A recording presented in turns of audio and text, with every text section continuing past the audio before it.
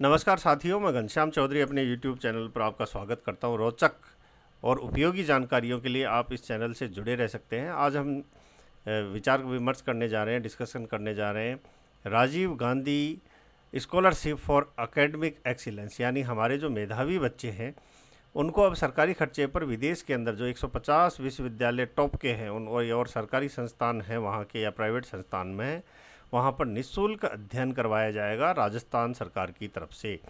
पूरा खर्चा राजस्थान सरकार वहन करेगी। ये बच्चों के लिए एक इम्पोर्टेंट न्यूज़ है, एक महत्वपूर्ण विषय पर आज मैं चर्चा करने जा रहा हूँ। ये जो योजना है, इस योजना को धरातल पर उतारा गया था 2021 में, और इस योजना को धरातल पर उतारने की जिम्मेदारी दी गई थी आयुक्तालय कॉलेज शिक्षा राजस्थान जयपुर को। उन्होंने एक पॉलिसी बनाई 2021 के अंदर ही, उसी पर आज हम तो चर्चा करने जा रहे हैं। माननीय मुख्यमंत्री महोदय राजस्थान सरकार द्वारा पूर्व प्रधानमंत्री स्वर्गीय श्री राजीव गांधी जी की जयंती पर दिनांक 20/8/2021 को राजस्थान के 200 मेधावी छात्रों को प्रतिवर्ष देश विदेश के विभिन्न विश्वविद्यालयों संस्थाओं में अध्ययन कराने के लिए Rajiv Gandhi scholarship for academic excellence योजना 2021 की घोषणा की गई। इस योजना को भविष्य के अंदर Rajiv Gandhi scholarship for academic excellence यानी RGS योजना के रूप में जाना जाएगा। ये योजना 2021-22 से प्रभावी हो गई थी। स्वाभाविक सी बात है कि जब कोई योजना बनती है तो उसके कुछ एक मुख्य उद्देश्य होते हैं, उन्हीं उद्देश्यों पर अभी हम चर्चा करने जा रहे हैं। इसका उद्देश्य है उन 200 मेधावी छात्रों को विश्व के 150 टॉप इंस्टीट्यूट और यूनिवर्सिटीज़ के अंदर स्नातक यानी BA, MA, PhD, post doctoral अनुसंधान कार्यक्रमों हेतु उनका उच्च अध्ययन करने के लिए उनको चुना जाएगा और उन्हें वित्तीय सहायता प्रदान की जाएगी। BA स्तर के पाठ्यक्रम के लिए केवल ह्यूमैनिटीज़ यानी मानविकी से संबंधित विषयों को ही मान्यता दी गई है। प्रतिवर्ष 200 विद्यार्थियों को ये छात्रवृत्ति प्रदान की जाएगी। इसमें 30% जो सीटें हैं यानी 60 सीटें छात्राओं के लिए चिन्हित हैं, और वो सीटें अगर छात्राओं से नहीं बढ़ती हैं तो बाकी श्रेणियों को वो सीटें आवंटित कर दी जाएंगी, लेकिन रिक्त रहने पर ही। छात्रवृत्ति केवल उन्हीं आवेदकों को दी जाएगी जिन्हें छात्रवृत्ति के लिए आवेदन करने से पूर्व ही संबंधित विदेशी विश्वविद्यालय या संस्थान से प्रवेश पत्र प्राप्त हो चुका है। यानी वो बच्चे जो वो 200 मेधावी छात्र हैं या मेधावी छात्र हैं, उन्होंने जहाँ पर बाहर या विदेश में कहीं भी उन 150 विश्वविद्यालय में अध्ययन करने के लिए अप्लाई कर दिया और उनको वहाँ का प्रवेश पत्र प्राप्त हो चुका है, उन्हीं को ये स्कॉलरशिप मिलेगी। यानी उनको एडमिशन का प्रोसेस खुद ही करना पड़ेगा। छात्रवृत्ति की समय सीमा के दौरान या छात्रवृत्ति की अवधि समाप्त होने के उपरांत छात्रवृत्ति प्राप्त करने वाले के रोजगार के अवसर के संबंध में इस योजना का कोई सरोकार नहीं है। यानी सरकार सिर्फ आपको उच्च अध्ययन के लिए वहाँ पर भेज रही है, उसके बाद में आपकी आपके उस अध्ययन के बाद में जो आपको प्लेसमेंट है वो आपको खुद को अपने स्तर पर लेना होगा। सरकार इसके लिए कोई जिम्मेदार नहीं है। योजना के अंतर्गत आने वाले विषयों पर अभी हम चर्चा कर लेते हैं। उनके लिए कितनी सीटों को निर्धारित किया गया है उस पर भी हम चर्चा करते हैं। सबसे पहले ह्यूमैनिटीज़ की 150 है। ह्यूमैनिटीज़ के अंदर ही कुछ एक कैटेगरी और है, सोशल साइंस हो गया, एग्रीकल्चर एंड फॉरेस्ट साइंस है, नेचुरल एंड एनवायरमेंटल साइंस है एंड लॉ। इनकी 150 सीट है। फिर 25 सीट हैं management and business administration, economic and finance की 25 सीटें हैं। Pure science and public health की 25 सीटें हैं। अगर ये 200 सीट भर जाती हैं तो नीचे के 10, 11, 12 पॉइंट पर जो विषय हैं या फील्ड हैं उनके ऊपर विचार नहीं किया जाएगा। अगर इनमें से कोई सीट खाली रह जाती हैं, अगर मान लो ऊपर 25 में से 10 ही बढ़ती हैं, तो नीचे engineering and related science, medicine और अप्लाइड साइंस के ऊपर विचार किया जाएगा। ये यहीं पर जो एक नोट डाल के भी ये बताया गया है। श्रेणी 1, 2, 3 में सभी उम्मीदवारों पर विचार किए जाने के पश्चात स्थान रिक्त रहने की स्थिति में श्रेणी 4 के उम्मीदवारों पर विचार किया जाएगा। हालांकि किसी भी स्थिति में श्रेणी 4 के उम्मीदवारों के लिए अवार्ड अधिकतम 15 तक ही सीमित है, यानी 15 सीटों तक ही ये सीमित रहेंगे। इनको कैटेगरी में बांटा गया है। जो फर्स्ट कैटेगरी है वो कैटेगरी फर्स्ट है, 6 से 7 कैटेगरी सेकंड है, 8 से 9 कैटेगरी थर्ड है और 10 से 12 कैटेगरी फोर्थ है। फोर्थ कैटेगरी की कंडीशंस मैंने आपको बता दी है। अभी हम बात करते हैं छात्रवृत्ति की अवधि एवं वित्तीय सहायता। ये इंपॉर्टेंट है। ये योजना विश्वविद्यालय संस्थान द्वारा निर्देशित पाठ्यक्रम अनुसंधान की पूर्णता अवधि तक अथवा नीचे उल्लेखित पाठ्यक्रम की अवधि तक में से जो भी पहले होगा वित्तीय सहायता प्रदान करेगी।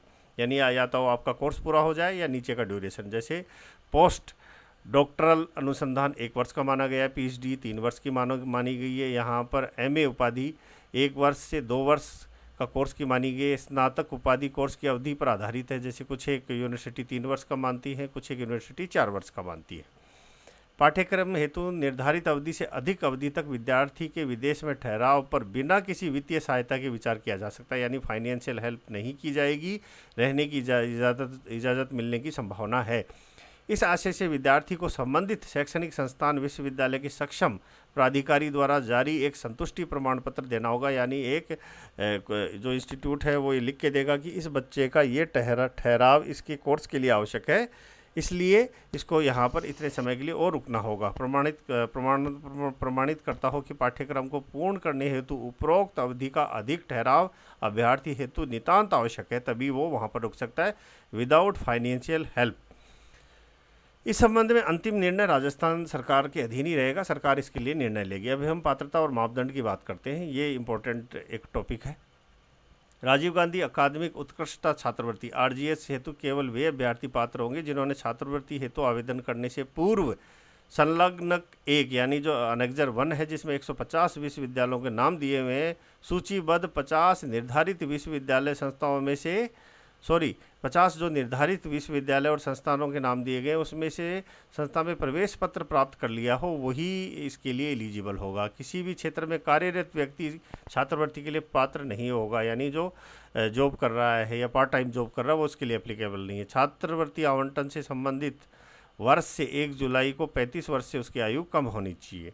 उम्मीदवार को राजस्थान का मूल निवासी होना चाहिए, स्वाभाविक सी बात है, राजस्थान गवर्नमेंट की अगर पॉलिसी है।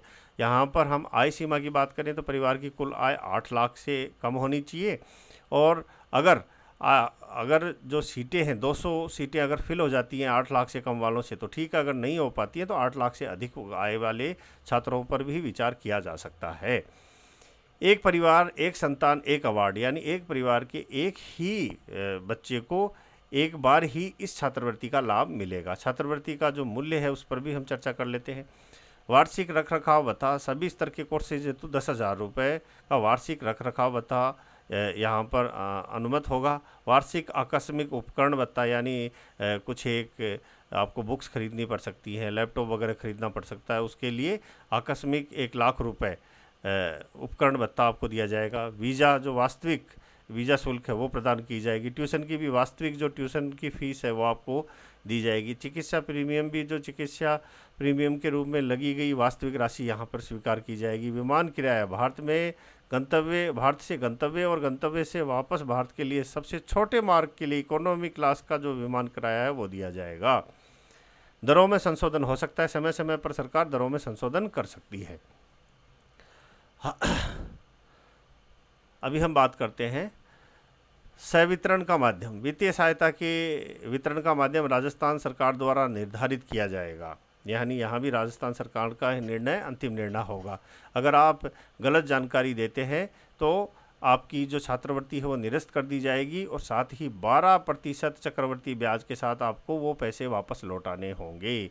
योजना के अंतर्गत अध्ययनरत अभ्यर्थी के दोषी पाए जाने के संबंध में जो प्रावधान है, अगर आप कहीं विदेश में अध्ययन कर रहे हो और वहाँ पर आप शर्तों का उल्लंघन करते हैं, वहाँ उस देश के नियमों का उल्लंघन करते हैं, तब भी आपकी स्कॉलरशिप समाप्त कर दी जाएगी और 12% ब्याज के साथ में आपको अपना स्कॉलरशिप का पैसा वापस करना होगा। अगर आप नहीं कर पाते हैं तो आपने जो बॉन्ड दिया है उस बॉन्ड के तहत जिला कलेक्टर को निर्देशित किया जाएगा कि वो भू राजस्व के बकाये के रूप में आपकी ये वसूली करे, यानी आपकी जो प्रॉपर्टी है उसको भी उससे इसकी वसूली की जाएगी।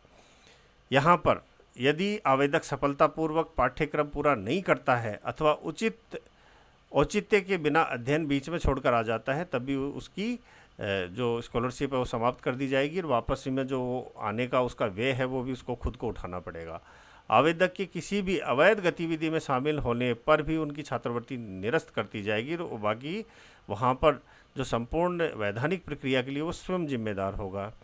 चयन की प्रक्रिया पर बात कर लेते हैं। इस योजना के बारे में जागरूकता पैदा करने वाली गतिविधियां समाचार पत्र, विज्ञापन, आधिकारिक वेबसाइट के माध्यम से प्रचार प्रसार, आवेदनों के आधार पर उम्मीदवारों की स्क्रीनिंग, चयन परिणाम की घोषणा आदि निर्देशों के अनुसार शामिल होंगे। केवल उन्हीं 50 निर्धारित विश्वविद्यालयों में प्रवेशित उम्मीदवार पर, जो कि संलग्न 1 है, उस पर अभी हम चर्चा कर रहे हैं, जिसमें 50 विश्वविद्यालयों की सूची है। अगर उनके लिए आवेदन करता है तभी चयन प्रक्रिया के अंदर उसको शामिल किया जाएगा। अभी हम बात कर रहे हैं अनुसंधान शिक्षण सहायता से जो आय प्राप्त होती है। स्वाभाविक सी बात है, अगर कोई पीएचडी कर रहा है तो वहाँ पर उसको स्टाइपेंड वगैरह मिलेगा। तो यहाँ पर अगर $2500 सालाना, जिसका मूल्य 2 लाख रुपए सालाना तक अगर वो स्टाइपेंड लेता है तो उसके ऊपर कोई आपत्ति नहीं है। अगर उससे ज़्यादा लेता है तो वो उसके स्कॉलरशिप में से वो अमाउंट को कम कर दिया जाएगा। चयन हेतु किसी भी प्रकार की छूट नहीं है। यहाँ पर योजना के अंतर्गत किसी भी प्रकार की छूट का कोई प्रावधान नहीं है। छात्रवृत्ति प्राप्त अभ्यर्थी से संबंधित ऐसे मुद्दे जो अप्रत्याशित परिस्थितियों से उत्पन्न हो सकते हैं और जो इस लिखित योजना में शामिल नहीं है, पर विभाग यदि आवश्यक हो तो अन्य विभाग या एजेंसी से परामर्श ले सकता है। स्वाभाविक सी बात है, अगर उस डिपार्टमेंट से रिलेटेड वो इशू नहीं है तो वो अपने नेबर डिपार्टमेंट से विचार विमर्श करेगा और उसके बाद में राज्य सरकार के निर्णय छात्रवृत्ति प्राप्त अभ्यर्थी पर अंतिम व बाध्यकारी होंगे। वो जो स्कॉलरशिप लेने वाला छात्र है वो बाध्य होगा उस निर्णय को मानने के लिए। यहाँ पर हम आ गए उन 50 विश्वविद्यालय और इंस्टीट्यूट की लिस्ट के ऊपर, जिनकी अभी मैं बार बार चर्चा कर रहा हूँ।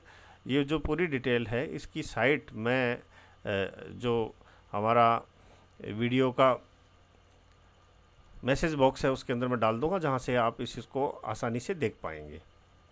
ये पूरे 50 विश्वविद्यालय और इंस्टीट्यूट हैं जो कि विश्व के टॉप हैं। इन्हीं में आप जब अप्लाई करेंगे तो आप वैलिड रहेंगे। अभी मैं बात कर रहा हूँ छात्रवृत्ति के लिए जो अन्य महत्वपूर्ण और अनिवार्य शर्तें हैं उन पर भी हम चर्चा कर लेते हैं। चयनित उम्मीदवार एक नोटरी पब्लिक के सामने एक गैर न्यायिक स्टाम्प पेपर पर एक बॉन्ड निष्पादित करेगा, यानी एक डिक्लेरेशन देगा। साथ ही 2 जमानतदार भी होंगे। उसके लिए राजस्थान सरकार द्वारा उम्मीदवार पर खर्च की जाने वाली वास्तविक राशि के लिए अलग से जमानत बांड निष्पादित किया जाएगा। प्रत्येक जमानत बांड भारतीय रुपयों के अनुमानित व्यय के लिए निर्देशित और कवर करेगा, जो कि विदेश में अध्ययन की पूरी अवधि के दौरान पुरस्कार विजेता पर यात्रा व्यय, शिक्षण शुल्क, रखरखाव और आकस्मिक भत्ते, वजीफा, छात्रवृत्ति एवं अन्य विविध खर्चों के रूप में किए जाएंगे। और इस योजना के प्रावधानों के तहत राजस्थान सरकार द्वारा डिफ़ॉल्टर होने की स्थिति में संयुक्त रूप से या अलग अलग जमादारों द्वारा देय होंगे, यानी जो गारंटर होंगे उनसे इसकी वसूली की जाएगी। ये बॉन्ड देना होगा। छात्रवृत्ति प्राप्त करने वालों को विदेश में रहने के लिए निर्धारित व्यय से अधिक अवधि के दौरान जिसके लिए छात्रवृत्ति प्रदान की जाती है, अधिक समय के लिए ठहराव अनुमत नहीं होगा, यानी उससे अधिक वहां रुकने की अनुमति उनको नहीं होगी। उम्मीदवार राजस्थान सरकार में पूर्व लिखित अनुमोदन के बिना उस अध्ययन या शोध के पाठ्यक्रम को नहीं बदल सकता। अब उसको परमिशन लेना पड़ेगा। उम्मीदवार को सरकार द्वारा निर्धारित बॉन्ड में निष्पादन करने की आवश्यकता हो सकती है, जैसा कि समय समय पर वो जो टर्म्स एंड कंडीशन चेंज होंगी उसके लिए जो कैंडिडेट है वो एग्री करेगा। 2021 के लिए विश्व रैंकिंग के अनुसार 50 विश्वविद्यालयों की एक तालिका, जिस पर अभी हम चर्चा कर चुके हैं, मैं डिस्क्रिप्शन बॉक्स के अंदर उसका लिंक डाल दूंगा। उसी में से उसको विश्वविद्यालयों को चयन करना पड़ेगा। आवेदक को योजना में निर्देशित कार्यक्रम क्षेत्रों में मान्यता प्राप्त विश्वविद्यालयों संस्थाओं में प्रवेश पाने के लिए स्वयं प्रयास करना पड़ेगा। सरकार इसमें हेल्प नहीं करेगी। एडमिशन के लिए सरकार सिर्फ फाइनेंशियल हेल्प करेगी। छात्रवृत्ति द्वारा कवर किए गए वे एवं रसद पूरी तरह से छात्रवृत्ति प्राप्त करने वाले तक ही सीमित होंगी, यानी स्कॉलरशिप प्राप्त करने वाले बच्चे तक ही सीमित होंगी, उनकी फैमिली और पेरेंट्स को नहीं दी जाएगी। किसी आपात स्थिति में छात्रवृत्ति प्राप्त करने वाले को अध्ययन के संस्थान की विधिवत सूचित करने के बाद आपात स्थिति में, जैसे अभी यूक्रेन और रशिया वाली जो प्रकरण हुआ था, अगर ऐसी स्थिति उस देश में उत्पन्न हो जाती है तो वो अपनी सरकार को इसकी सूचना देगा और वहाँ से वो वापस आ सकता है। अगर ये झूठी पाई जाती है या वो गलत जानकारी देता है तो उसके विरुद्ध वसूली की कार्रवाई शुरू हो जाएगी। उम्मीदवार को उस देश के लिए उपयुक्त वीज़ा प्राप्त करना होगा जहां वह योजना के तहत आगे अध्ययन करना चाहता है। राजस्थान सरकार वीज़ा प्राप्त करने के लिए किसी उम्मीदवार का कोई सहायता प्रदान नहीं करेगी। चयनित उम्मीदवार अपने प्रसादन से पहले ऐसे सभी दस्तावेज प्रस्तुत करेंगे, ऐसे समझौते करेंगे जो समय समय पर राजस्थान सरकार द्वारा तय किए गए हैं। सही बात है, ये दोनों के बीच में एग्रीमेंट होगा। यदि पुरस्कार प्राप्तकर्ता को किसी अन्य सरकारी एजेंसी के माध्यम से अधिक भुगतान प्राप्त हुआ है तो उसे राजस्थान सरकार को वापस कर देना है, यानी एक ही जगह से स्कॉलरशिप ले सकते हैं। राजस्थान सरकार का जो भी निर्णय है वो अंतिम माना जाएगा। विदेश के विश्वविद्यालय संस्थान में पीएचडी अथवा पोस्ट डॉक्टोरल शोध कार्य हेतु पंजीकृत अभ्यर्थी यदि स्वयं को ऐसी गंभीर स्थिति में पाता है जहां उसका गाइड या मार्गदर्शक यहाँ ये जो उसको वहाँ पर गाइड करना है वो तत्काल कोई वो चला जाता है तो उसको दिक्कत हो सकती है, उसके लिए वो विश्वविद्यालय को सूचित करेगा, साथ ही सरकार को सूचित करेगा और उसको संस्था उसके बाद में जो संस्थान और जो उसका विश्वविद्यालय है वो बदलने की अनुमति सरकार देगी और उसी के बाद में वो ट्रांसफ़र या परिवर्तन कर सकता है। यदि छात्रवृत्ति प्राप्तकर्ता पाठ्यक्रम को सफलतापूर्वक पूरा करने में असमर्थ है और संस्था विभागाध्यक्ष इस चीज़ को प्रमाणित करता है तो भी उसको वापस इकोनॉमिक क्लास से हिंदुस्तान बुलाया जा सकता है और इसके लिए भी राजस्थान सरकार का निर्णय अंतिम रहेगा। यदि छात्रवृत्ति प्राप्तकर्ता पाठ्यक्रम के सफल समापन के बाद 1 महीने से अधिक समय तक विदेश में रहता है फिर अपनी लागत पर भारत राजस्थान लौटता है तो वह वापसी किराए का हकदार नहीं होगा, यानी रिटर्न टिकट उसको नहीं दिया जाएगा। अब कुछ एक इम्पोर्टेंट टॉपिक्स हैं उन पर भी हम सामान्य निर्देश हैं उन पर बात कर लेते हैं। यह है इस पूरी योजना को जो कंट्रोल करेंगे वो हायर एजुकेशन डिपार्टमेंट करेगा। यहाँ पर विश्वविद्यालय जो संस्था 50 जिनकी मैंने बात की उनमें स्वयं आपको एडमिशन के लिए प्रयास करना है। यहाँ पर एक इम्पोर्टेंट और है, आपको जो बॉन्ड है वो आपको साइन करना है। राजस्थान सरकार के निर्णय अंतिम होंगे। छात्रवृत्ति प्राप्त अभ्यर्थी को फेलोशिप में भाग के रूप में अपेक्षित है और स्वाभाविक सी बात है जब वो पढ़कर राजस्थान में आएगा तो उसको राजस्थान के उत्थान और राजस्थान के विकास में सहयोग देना होगा। उम्मीदवारों के चयन के लिए उठाए जाने वाले कदमों के बारे में भी चर्चा हम कर चुके हैं। योजना के संबंध में जागरूकता फैलानी, आवेदन आमंत्रित करने के लिए विज्ञापन होगा। चयन प्रक्रिया के ऊपर भी मैं चर्चा कर चुका हूँ। ये एफिडेविट और ये नीचे फॉर्म वगैरह हैं, ये मैं डिस्क्रिप्शन बॉक्स के लिंक में डाल दूंगा, आप वहाँ से देख सकते हैं। अभी ऑनलाइन जो इसके अप्लाई की प्रक्रिया है उस पर हम चर्चा कर लेते हैं। ऑनलाइन अप्लाई करने से पहले आपके पास में कुछ दस्तावेज होने चाहिए। आपके पास जन आधार, स्वयं का एक बैंक खाता होना चाहिए, जाति प्रमाण पत्र, मूल निवास, परिवार की वार्षिक आय का प्रमाण पत्र होना चाहिए, शैक्षणिक संस्थान द्वारा प्रदत्त प्रवेश पत्र होना चाहिए, शैक्षणिक संस्थान द्वारा जारी शुल्क विवरण होना चाहिए, शैक्षणिक संस्थान का नाम जहां विद्यार्थी को अध्ययन करवाना है, पाठ्यक्रम का नाम जिसमें विद्यार्थी अध्ययन करना चाहता है, वर्तमान शैक्षणिक सत्र में प्रवेश का दिनांक, शुल्क की रसीद संख्या और दिनांक, पासपोर्ट की प्रति, स्व घोषणा, स्व क्षतिपूर्ति जो बॉन्ड्स हैं वो होने चाहिए आपके पास में। ये पूरी प्रक्रिया अप्लाई आप एसएसओ लॉगिन के माध्यम से करेंगे। अगर एसएसओ लॉगिन आपका नहीं है तो आपको एसएसओ आईडी क्रिएट करके अपना एसएसओ बनाना होगा, जो कि आधार और जन आधार के माध्यम से बन जाता है। जैसे ही आप दूसरा आप रास्ता है, आप जो हायर स्टडी या उच्च शिक्षा विभाग है उसकी साइट में भी जा सकते हैं और यहाँ पर जो ऑनलाइन स्कॉलरशिप का आपको नज़र आ रहा है उस पर जाके आप क्लिक कर सकते हैं। मैं आपको दिखाता हूँ अभी।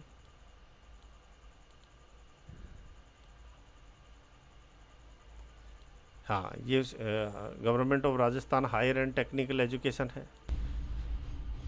Higher and technical education department की ये साइट है। इसके ठीक दाहिनी तरफ इंपॉर्टेंट लिंक्स दिए हुए हैं, उसके अंदर Rajiv Gandhi scholarship for academic excellence का एक लिंक है, उस पर आप क्लिक करेंगे तो वहाँ से ऑनलाइन प्रोसेस संबंधी इसके सारे गाइडलाइन, सारे प्रपत्र और वो 50 यूनिवर्सिटी जिनकी मैं चर्चा कर रहा हूँ वो आपको यहाँ मिल जाएंगी। मैंने इसका लिंक आपको बताया, बार बार बता रहा हूँ, डिस्क्रिप्शन बॉक्स में डाल दूँगा, तो आप यहाँ से भी जाके इसके लिए ऑनलाइन अप्लाई कर सकते हैं। सबसे पहले हमारे को एसएसओ लॉगिन पेज पर जाना है, आईडी पासवर्ड के माध्यम से लॉगिन कर देना है। उसके बाद में जैसे ही हम जाएंगे हमारे को सिटीजन ऐप्स नज़र आएंगे। इस सिटीजन ऐप्स के अंदर हमारे को जो फर्स्ट वाला ऐप है स्कॉलरशिप CETAD माइनॉरिटीज़ के ऊपर क्लिक करना है। जैसे हम क्लिक करेंगे एक डिक्लेरेशन आपको नज़र आएगा, उसमें आप स्कॉलरशिप SJE पर आप क्लिक कर देंगे। जैसे ही आप SJE पर क्लिक करेंगे आपको स्टूडेंट के ऊपर क्लिक करना है, क्योंकि आपके सामने 3 ऑप्शन होंगे यहाँ पर, यूनिवर्सिटी, एफिलिएटेड कॉलेज, इंस्टीट्यूट और स्टूडेंट। आप स्टूडेंट पर क्लिक करेंगे। स्टूडेंट पर क्लिक करने के बाद में जैसे आप स्टूडेंट पर क्लिक करेंगे यहाँ पर आपके सामने आपके जन आधार से संबंधित सारे नाम आ जाएंगे। इसमें आप अपने नाम के ऊपर क्लिक करेंगे। जैसे आप अपने नाम पर क्लिक करेंगे आपको अपना आधार नंबर यहाँ पर एंटर करना है। जैसे आप आधार नंबर एंटर करेंगे आपके पास एक OTP आएगा। OTP आते ही आपके सामने एक आपकी प्रोफाइल खुल जाएगी। उस प्रोफाइल को अगर आप ज़रूरत समझते हैं तो अपडेट करें, डिक्लेरेशन पर एक नीला टिक करें और यहाँ पर सबमिट कर दें। सबमिट करते ही आपकी प्रोफाइल क्रिएट होके सक्सेसफुली सबमिट हो जाएगी। सबमिट होने के बाद में आपके सामने स्कॉलरशिप पोर्टल खुल जाएगा। वहाँ पर जाके आपको न्यू एप्लीकेशन पर क्लिक करना है।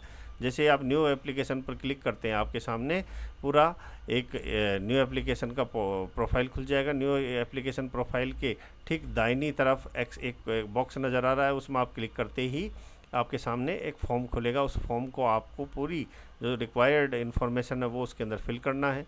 रिक्वायर्ड इन्फॉर्मेशन फिल करने के बाद में देश एवं विश्वविद्यालय का विवरण डालेंगे, एडमिशन लेटर एवं फीस का विवरण डालें तथा संबंधित दस्तावेज आपको अपलोड करके संपूर्ण सूचनाएं भरें एवं दस्तावेज अपलोड करने के उपरांत आपको सबमिट का बटन दबाना है। ये आपको यहाँ पर डॉक्यूमेंट अपलोड करने हैं, ये आपको अपना चूज़ करना है। जैसे आप यहाँ पर अपने डॉक्यूमेंट सबमिट करते हैं, डॉक्यूमेंट अपलोड करते हैं, आपके सबमिट का बटन आ जाएगा। अपने फॉर्म को सबमिट करने के बाद में आपका एक फॉर्म नंबर जनरेट होगा। अपने फॉर्म को प्रिंट आउट करके अपने पास रख लें और अपने फॉर्म की जो स्थिति है आप वो बार बार चेक करते रहें। जैसे आप सिलेक्शन में होंगे, मैसेज और मेल के माध्यम से आपको जानकारी दी जाएगी। आशा करता हूँ ये वीडियो थोड़ा लंबा हो गया, लेकिन आपके लिए इम्पोर्टेंट होगा। अगर कोई भी इससे वीडियो से संबंधित विस्तृत जानकारी चाहिए तो आप मुझे कमेंट कर सकते हैं। धन्यवाद।